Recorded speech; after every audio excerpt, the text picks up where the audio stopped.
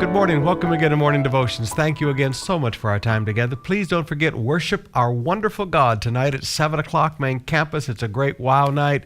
It's going to be awesome in the presence of God. We'll see you there. Right now, I want us to come back to the book of Ecclesiastes. Now, people misunderstand the book of Ecclesiastes. Solomon wrote most of the Proverbs at the beginning of his life and then as life and reign as king, and he wrote Ecclesiastes at the end of his life. Now, if you really want to understand Ecclesiastes, just read the last few verses and understand the end of the matter. He said, let me tell you the conclusion of this.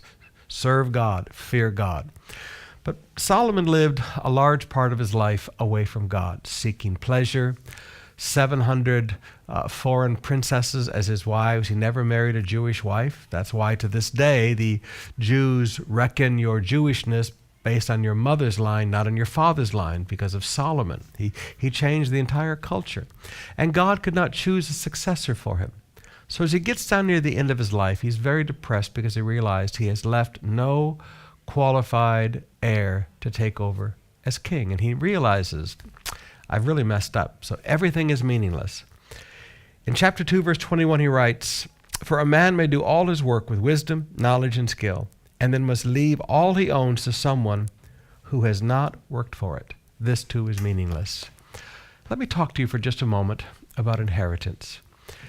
Our generation has come out of poverty, and we see great blessings. Many of you have built great businesses, you've built great careers, you've built assets, you've built homes, you've built bank accounts, and God has been good to you, and you have left, or you are leaving, an inheritance for your children's children. But sometimes I meet families and they're very discouraged because they look at their children and they go, I'm going to leave them all this money, but they never learned how to work. They've never worked for anything. They've grown up with an entitled mentality. And like Solomon, you're discouraged. I have to leave everything I've worked for to someone who has not worked for it. And you and I both know if somebody doesn't work for it, it'll dissipate in a hurry like a puff of smoke before a typhoon. I want to challenge you today as you raise your children. Raise your children to work. Raise your children from the time they're little that they have chores.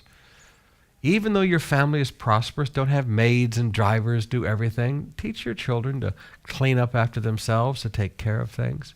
Teach your children that nobody's entitled to anything, that you have to work for things in life. Teach them the discipline of the work ethic, and teach them the dignity of hard work.